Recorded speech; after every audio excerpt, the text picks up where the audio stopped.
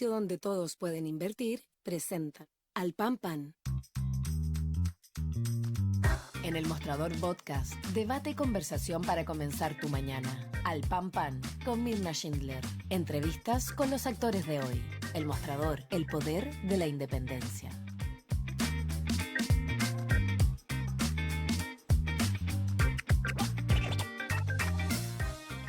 Ustedes, muy buenos días. Iniciamos una nueva semana aquí en Alpampan por el mostrador.cl con mucho que comentar a partir de la determinación de la Corte de Apelaciones de Antofagasta que acogió el recurso de amparo en favor de Josefina Uneus. Todo esto en el marco de la investigación de Procultura que llevó finalmente al fiscal nacional a sacar del caso al fiscal Patricio Cooper y poner en su reemplazo al fiscal regional de Antofagasta. Vamos a estar hablando de los alcances del fallo, de la decisión de la fiscalía y de lo que se viene, por supuesto, en la investigación de este caso que ha sido muy mediático, pese a que todavía no hay formalizados. Pero también vamos a estar conversando en el siguiente bloque acerca de las tensiones que se han ido intensificando, valga la redundancia, entre México y Estados Unidos por todas las políticas migratorias que ha aplicado el país del norte, pero también en relación a cómo ha ido evolucionando el Tratado de Libre Comercio que hay entre ambos países, pero también con Canadá. Vamos a estar conversando en el siguiente bloque con la embajadora de México en Chile, Laura Moreno.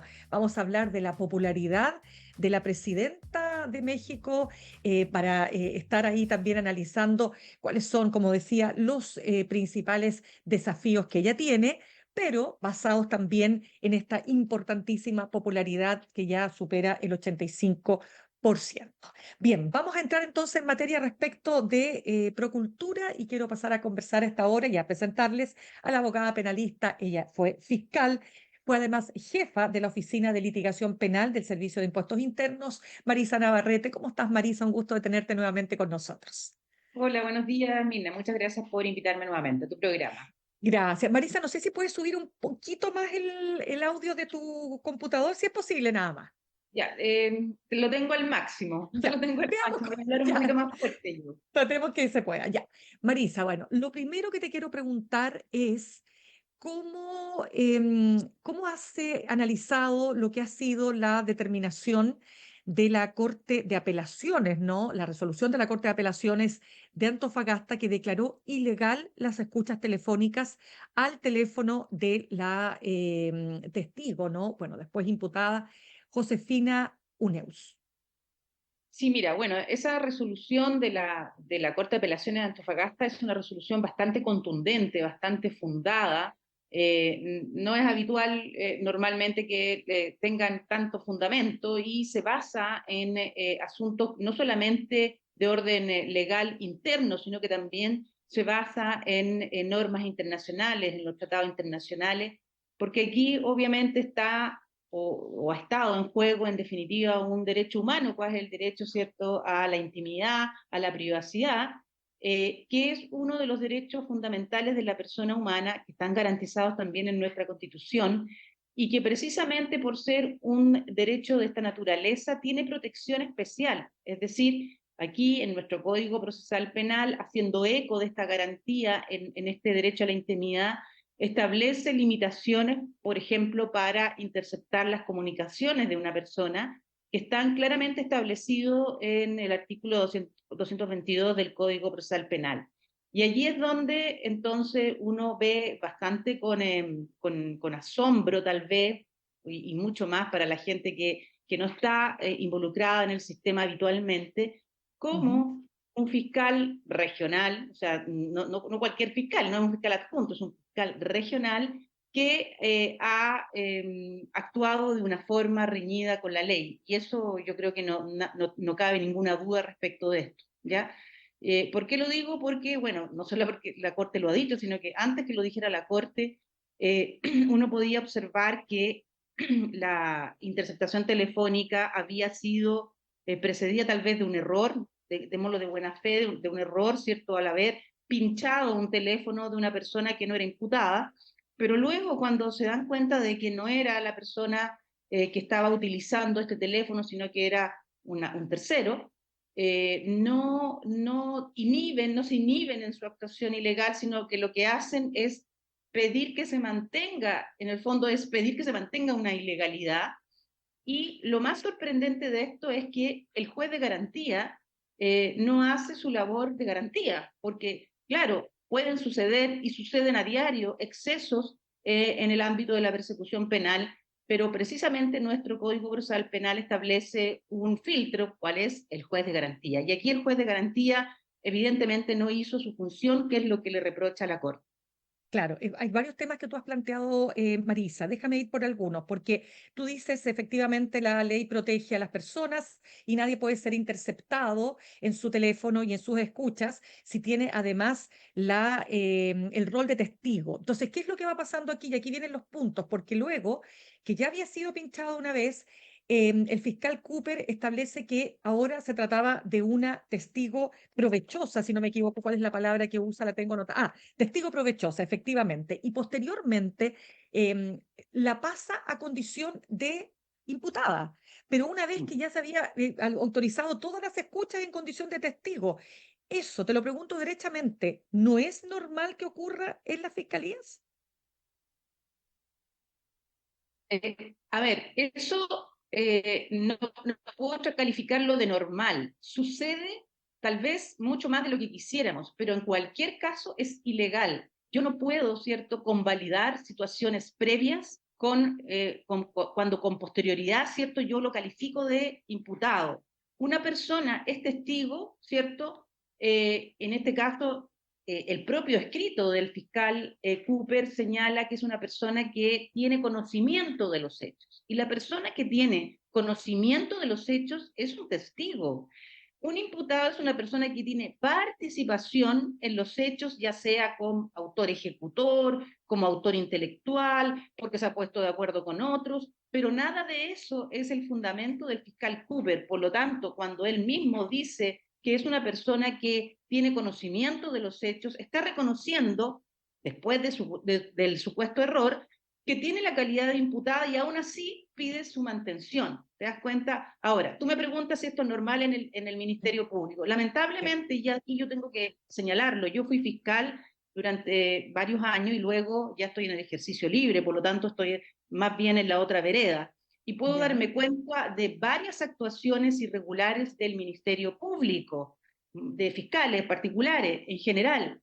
Y aquí entonces el cuestionamiento o la reflexión que podríamos tener es decir, aquí se actúa de esta manera, pero ¿qué pasa con el imputado anónimo o con el testigo anónimo que es víctima de cuestiones como esta, o tal vez más grave, producto de la ilegalidad del Ministerio Público y no pasa nada porque hay muchos jueces de garantía que no realizan la verdadera función que debe realizar, que es la garantía de los derechos del imputado? Y de alguna manera siempre están como proclive a lo que les dice la Fiscalía. Y eso es algo que muchos defensores podrán estar de acuerdo conmigo y que yo, que fui fiscal, puedo constatarlo. Entonces, aquí lo que uno esperaría, tal vez es que, bueno, obviamente los fiscales no cometan excesos en las atribuciones que tienen, pero también esperaría que sean los jueces de garantía los que primeros hagan este filtro y no sea hoy día la Corte de Apelaciones y probablemente después la Corte Suprema la que refrende una ilegalidad. Pero, a ver, varios puntos ahí, porque siempre se dice, ¿no es cierto?, que vivimos un excesivo garantismo por parte de los jueces de garantía, pero acá resulta que estamos viendo todo lo contrario. ¿Eso ha ido cambiando entonces, Marisa? Sí, yo no diría que ha ido cambiando. Lo que pasa es que, mira, hay prácticas del Ministerio Público que muchas veces son blindadas por jueces de garantía porque son más cercanos, le conocen la mano. Esto es bien habitual que, por ejemplo, un fiscal espere que esté de turno un juez determinado porque le conoce la mano porque es más duro o porque lo conoce. ¿Te das cuenta? Esas prácticas que son evidentemente no pueden ser permitidas en nuestra legislación es lo que está pasando. Ahora, el garantismo, muchas veces se acusa de garantismo a los jueces, pero la verdad es que basta con conocer nuestras altas tasas de prisión preventiva para sostener que aquello más bien es un eslogan cuando en la realidad hoy día no es una realidad que podamos constatar. Hay jueces que son más garantistas que otros, sin duda, tú los conoces, pero la mayoría de los jueces siempre son o actúan de acuerdo a lo que establecen los parámetros de nuestro Código Procesal Penal para dejar o no preso a una persona. ¿Te das cuenta? Claro, Entonces, yo no diría que esto ha cambiado. Yo digo ya. que aquí estamos viendo una práctica que no puede ser tolerada por parte del sistema procesal penal y es una práctica que debiera ser detectada oportunamente por los jueces de garantía, como lo es en muchas oportunidades. Recordemos que cuando se intentó pinchar el teléfono del presidente de la República, se actuó correctamente diciendo aquí, perdón, aquí no hay antecedentes para pensar que esta persona tiene participación en calidad de imputado y respecto de un delito que merezca pena de crimen para Ya. interceptar un teléfono. Exacto. Ahora, lo que pasa es que de acuerdo a tu análisis, uno podría entonces sospechar que aquí habría una relación de conocimiento mutuo entre Cooper y la jueza de garantía, que también fue duramente criticada en la resolución de la Corte de Apelaciones, ¿no es cierto? Ella se llama Sisi Bertoglio Talap. Es decir, estas prácticas, como dices tú, estas relaciones que uno, voy a decirlo yo, no lo dices tú, medias como incestuosas, que no debieran ocurrir, ocurren. Sí, así actúan, pero en este caso no podría yo sostener aquello sin Por tener su supuesto, antecedente, pero sí constatamos lo que dijo la misma Corte, es decir, cómo un juez de garantía no hace el filtro que debe ser, porque como insisto, la interceptación telefónica es una de las diligencias más intrusivas que existan porque afectan una garantía fundamental. Por lo tanto, la resolución que la concede debe ser fundada y a su vez la solicitud que la hace el fiscal, ¿cierto?, para un juez, para que intercepte un teléfono, tiene que basarse en sospechas fundadas, basadas en antecedentes determinados, o sea, en hechos determinados. Por lo tanto, eso significa que yo tengo que hacer un esfuerzo como fiscal, ¿cierto?, para fundar adecuadamente mi solicitud. Y si no lo hago, el juez de garantía no puede darme lugar porque no están estos antecedentes. Y sin embargo, en este caso, sí se hizo de forma genérica, diciendo que esta persona podría aportar antecedentes, pero eso no significa que sea una imputada. Recordemos que, ¿quién es imputado en nuestro procesal penal?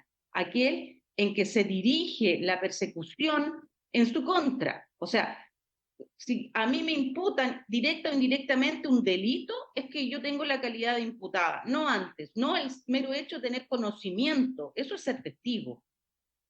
claro. De hecho, mira, lo que dice acá la resolución, dice que la jueza Sisi Bertoglio Talap, si desde ya dice la resolución, lo voy a decir solamente para que los que nos escuchan hasta ahora, ¿no?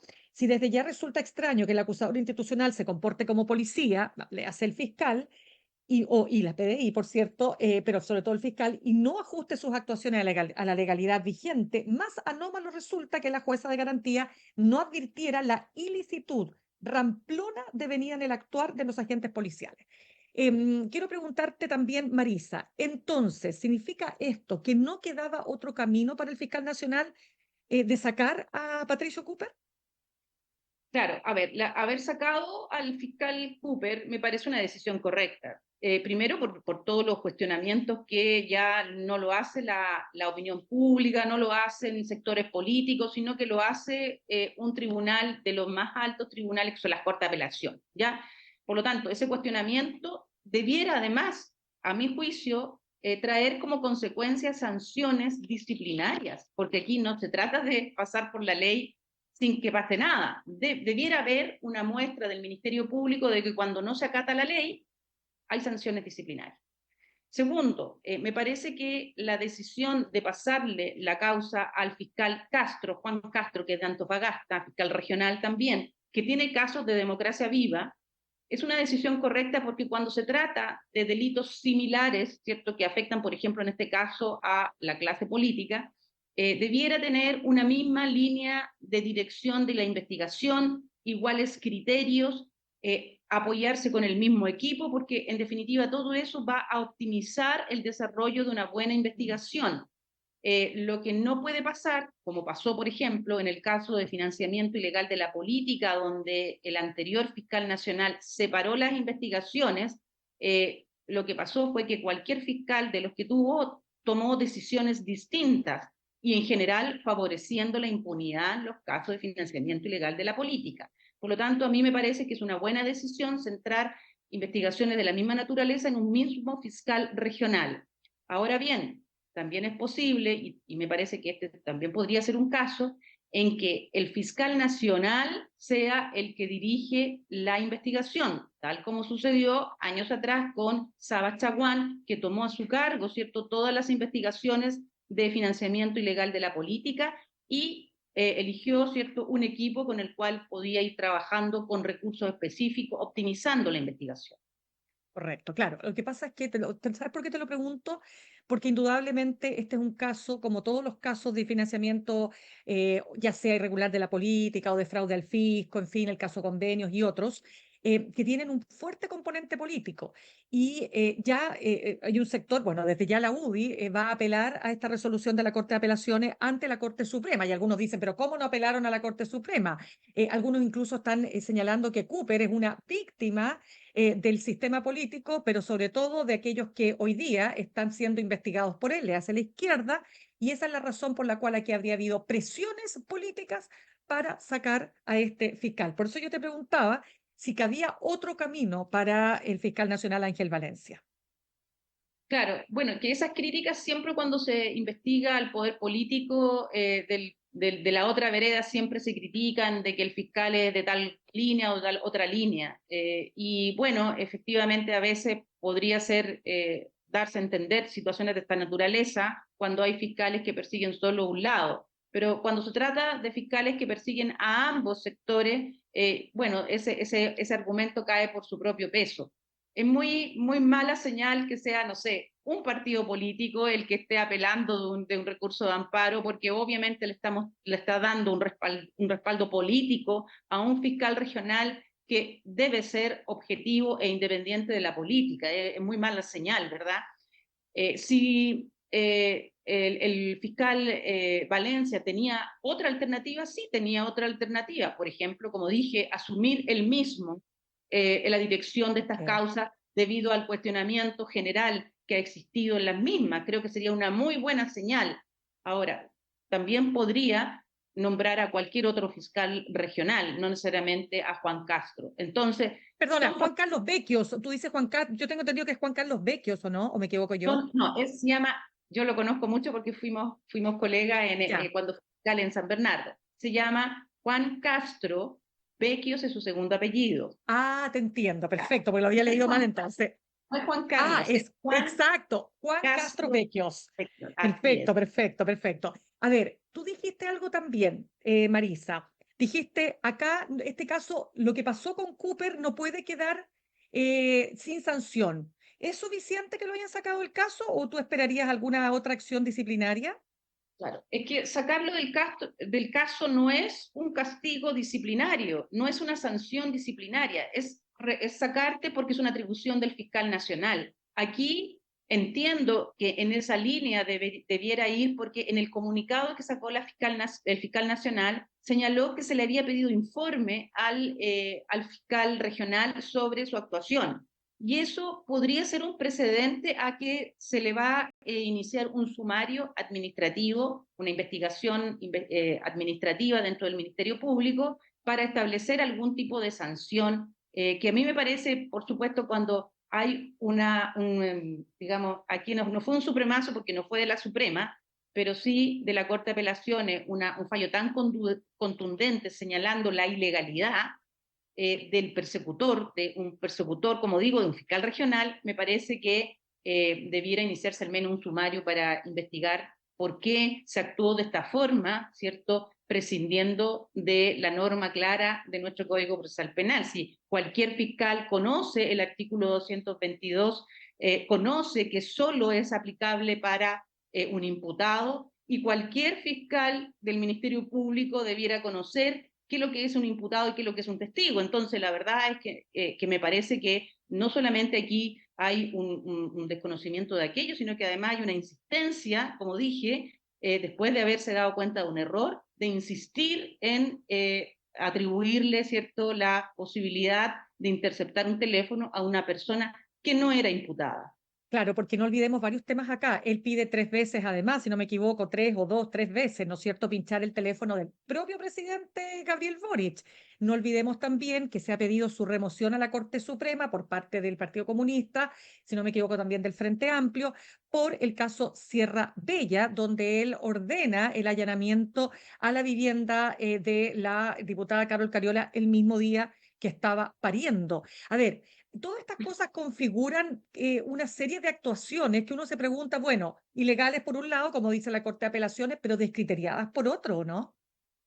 O sea, evidentemente me parece que no hay criterio. Bueno, en el caso de Sierra Bella, ahí hay dos cuestionamientos. Es la oportunidad, bueno, me parece un descriterio, ¿cierto? Sabiendo que una persona está en un estado en que va a dar a luz, me parece un desatino total. Pero además hay todo un cuestionamiento respecto a conversaciones que tiene también con el presidente, o no con el presidente, sino que está mencionado el presidente de la República. Entonces, por eso es que están aquí los cuestionamientos políticos al fiscal, porque curiosamente solo apuntan a un sector, ¿verdad? ¿Y qué es lo que pasa ahí? Es que manifiesta en un informe policial, ¿cierto? Del punto, estas Ya. conversaciones que tiene con la exalcaldesa, ¿cierto? Respecto de la opinión, mala opinión que tienen del Claro. actual presidente. Y esas conversaciones, uno se preguntará, ¿qué relevancia penal tienen? Ninguna. Relevancia Perdona, política. te interrumpo. ¿Sabes lo que decía no sé si lo dijo el fiscal, pero se decía que no, pero es que esto demostraba la cercanía que había entre Carol Cariola y la alcaldesa? Que ahí voy al punto, voy al punto. Tú demuestras, démosle el punto, que quería ¿Ya? demostrar la cercanía. Tú lo Exacto. demuestras con una conversación, oye, tomémonos un copete. Eso es una cercanía, una conversación trivial que me imagino que por supuesto la tuvieron. Oye, vámonos, juntémonos hoy día a ver una película, veamos. Tú no lo demuestras seleccionando específicamente una conversación con el presidente de la República cuando sabes que va a tener una connotación política. Entonces allí hay una intencionalidad distinta, primero de la policía, porque aquí obviamente el que tiene a cargo la investigación es el Ministerio Público, el fiscal que tiene a cargo, ¿cierto?, la causa particular, pero es la policía la que actúa haciendo estos informes, en la que, ¿cierto?, hace los hallazgos. No es el Ministerio Público o el fiscal el que está revisando el teléfono, sino que es la policía. O sea, eso tiene que haberse plasmado. Mire fiscal lo que hay, ¿ya? Y el fiscal, mira qué bueno, pongamos esto acá. Ya, Entonces, por eso y todo este cuadro, Marisa, ¿te hace pensar que el fiscal Cooper está sesgado ideológicamente para un lado? no quisiera atribuirlo con eso, pero me parece que hay actuaciones en una línea favoreciendo o perjudicando o intentando perjudicar una línea versus no otra, como ha sucedido en otros fiscales que han investigado en ambos lados. Me parece que hay ilegalidades evidentes digamos, de lo que ha hecho, y además hay filtraciones, digamos, direccionadas en tales términos y no en otros. Entonces, hay antecedentes bueno, que me imagino que para eso está sus superiores jerárquicos, para que investiguen aquellas irregularidades, y no me corresponde a mí No, decir si por el fiscal. supuesto. Entonces, Pero, yo constato claro, hechos. Hechos ya, son los hechos. Entonces uno, la interpretación y se lo dará lo que lo sí, escuche, pero los hechos son los que te dije, son clarísimos. Entonces, claro. Pero es verdad, estoy de acuerdo contigo, solo que el fiscal podría decir, sí, pero yo no filtré esto. Uno no sabe quién filtra porque las carpetas están, tú sabes, en manos de Pedro, Juan y Diego. mira, yo soy súper defensora siempre de la transparencia del sistema. No me parece que hoy día estén tratando de hacer, hay un proyecto de ley para nuevamente hacer una mordaza. Hace unos años atrás existió, lo que se intentó hacer fue una ley mordaza, castigar penalmente a aquellos que filtraran antecedentes de la investigación, no fueran funcionarios públicos. Y resulta que los que están obligados a guardar secretos son los funcionarios públicos, los Claro. fiscales, los policías, pero no una víctima. Es decir, si yo soy víctima de una causa, ¿por qué me van a sancionar porque yo filtré un antecedente? Y me parece que lo único que pretende esas leyes mordaza son Claro. no proteger a las víctimas, sino proteger a aquellos que no quieren que se sepan algunos antecedentes por parte de la prensa. Ya, no, lo cito, lo decía solamente porque acá finalmente uno no sabe quién filtró esa conversación entre perdón, entre Riazi Hasler Sí, y la pero propia diputada. Exacto, claro, pero Mirna, pero lo que te quiero decir es que antes de la filtración hubo un informe policial estoy de que acuerdo. obviamente fue revisado no solamente por la policía, sino por el fiscal, donde determinó qué conversaciones iban a ir ahí. ¿Te das cuenta? Y esas conversaciones las que te estoy diciendo que no tienen relevancia penal y que están direccionadas a un efecto político, porque si no, yo hubiese hecho, dando por cierto el argumento del fiscal Cooper de que quiero demostrar familiaridad o conocimiento o cercanía, coloco otras conversaciones que sean mucho más digamos, que demuestren familiaridad, pero que no tengan una connotación política. Entonces, ese es el punto. Perfecto, lo entendí súper bien. Ahora, lo mismo se ha dicho por parte de sectores de la oposición, lo dijo el propio candidato Johannes Kaiser, ¿no? Que la resolución de la Corte de Apelaciones era muy ideológica, porque en una parte dice, compara lo que se hizo, ¿no es cierto?, con temas que habían ocurrido en tiempos, actuaciones propias de tiempos pretéritos de la República, donde las garantías fundamentales de los ciudadanos eran vulnerados por agentes del propio Estado. Era una frase que a lo mejor pudo haberse ahorrado la Corte de Apelaciones para no generar suspicacia, o a ti te parece que está correcta. Es que aquí yo creo que hay un error de ciertos sectores cuando establecen o piensan que hablar de derechos humanos es algo de izquierda, ¿ya? Eso es un craso error. Los derechos humanos no son ni de izquierda ni de derecha. Deben ser respetados por todos y principalmente por los funcionarios públicos, agentes del Estado. Por lo tanto, cuando la Corte se retrotrae o a aquello que pasó en nuestro país, lamentablemente, no puede ser analizado desde el punto de vista ideológico. Es una dura realidad que debe ser criticado por izquierdas, derechas y por todo, que no podemos estar avalando y no podemos además encasillarlo en que sea de izquierda, ¿no? A mí eso me parece inaceptable y seguramente es propio de una persona que está ideologizada a su vez pensando que los derechos humanos es algo de izquierda. Ya, vamos al tema que está detrás de todo esto, que es el famoso caso Procultura. De paso, el dato que nosotros acabamos de publicar, una interesante, como dijimos, análisis de el cara a cara, ¿no es cierto?, de quienes están en el caso. Por un lado, los querellados, por otro lado, los querellantes, ¿no es cierto?, para entender, y esto lo hace Paulina Allende Salazar, ¿de qué estamos hablando? Sacando todo lo que decimos nosotros sin chimuchina, es decir, sacando todos los comentarios subjetivos, la cosa política y atendiendo efectivamente lo que hay aquí. De acuerdo a lo que tú has visto, es difícil probar el delito de, bueno, fraude al fisco está entre los delitos, lavado de activos y también hay otro que es administración fraudulenta. A ver, el delito de fraude al fisco a mí me parece que no es tan difícil de poder probarlo.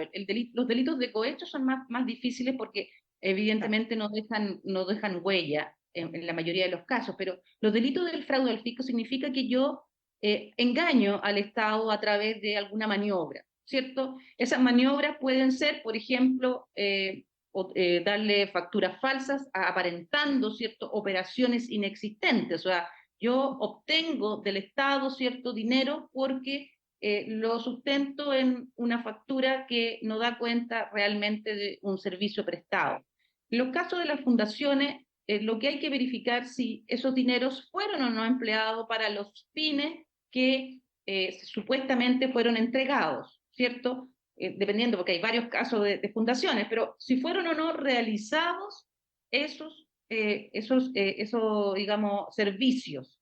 Por lo tanto, Ujú. cada vez que nos encontremos frente a dineros entregados de los cuales la fundación no puede acreditar que tuvieron una realidad, que se iban a ocupar al menos, y que además existían documentaciones falsas, como por ejemplo en el caso de Democracia Viva, creo, ya uno se le confunde un poco, pero en el caso de Democracia Viva habían documentos falsos. O sea, Ujú. para tan fraudulento era que para dar credibilidad a la apariencia de que yo realmente tenía una fundación, metí documentación, el listado, certificado falso. Entonces, esos son indicios que evidentemente hacen pensar que hay un fraude al fisco. Entonces, el fraude al fisco tiene dos elementos que Correcto. son fundamentales, el engaño acreditar que esto es falso, de que no existió, y segundo, el perjuicio del Estado, o sea, le causó un perjuicio. En casos que no haya perjuicio, simplemente un engaño, no debiera haber fraude al fisco.